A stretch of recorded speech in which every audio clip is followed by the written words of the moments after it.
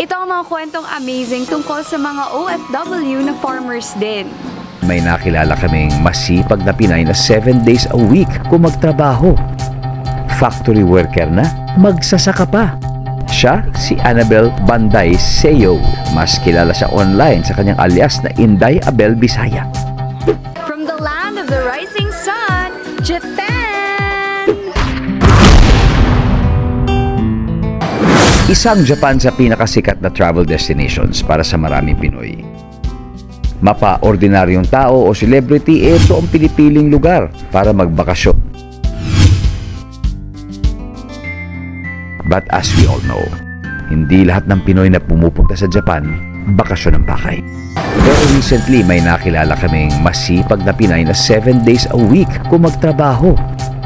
Factory worker na, magsasaka pa. Siya si Annabel Banday Seo. Mas kilala sa online sa kanyang alias na Inday Abel Bisaya.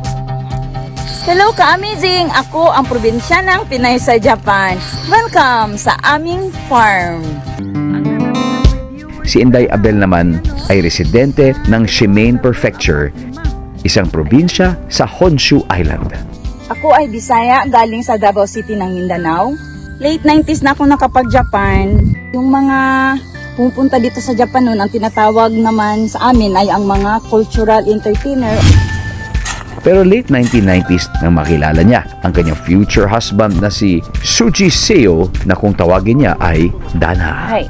Nagkakilala kami ni Dana sa tinatrabahoan kong Umise, kung saan ako nagtatrabaho bilang isang solo singer nung kapanahonan na yon. Masasabi ko na siya na yung tao na binigay sa akin ng Panginoon. 24 na taon nang nagsasama bilang mag-asawa sina Inday Abel at Dana. Nabiyayaan din sila ng 2 anak, isang lalaki at isang babae. Japanese ang kultura nila. Ang salita naman nila, pure Japanese, pero pag nasa bahay kami, meron kaming halong English. Meron din kaming mga kanya-kanyang trabaho. Si Dana naman ay nagtatrabaho sa machinery company. Ako naman, nagtatrabaho ako sa isang processing food. Bilang factory worker, pumapasok ako ng Lunes hanggang Biyernes, at pag Sabado at Linggo naman, ayan, nakatutok tayo sa pangtrabahong bukid.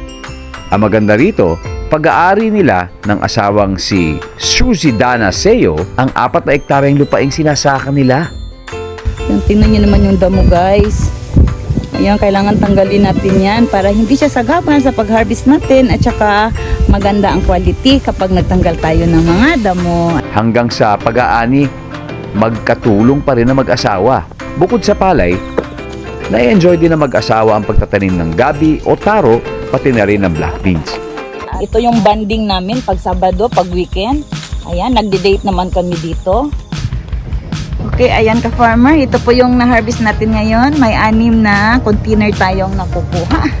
Dinadala natin sa market, at sa awa naman Panginoon, laking tulong siya pag naalagaan natin yung mga tinatanim natin. Medyo malaki naman ang kita sa pagtatanim namin sa ngayon. Hindi naman lahat ganito ang pamumuhay. Nagkataon lang na ito ang buhay ko. Na tinaha ko, na gusto ko. Ito ang binigay sa akin ng Panginoon. Magsipag lang tayo magtanim. May kayamanan talaga dito sa lupa na matatawag namin. Pilipinas man o sa Japan, gaya ni Inday Abel Bisaya, ang mga magsasaka ay mga tunay na bayani ng lipunan. Kaya sa mga kapuso nating on the go, tutukan nyo ang live stream ng ating programa sa official accounts ng GMA Network, pati na rin sa YouTube at Facebook. At mag-comment din kayo sa ating mga kwentong amazing.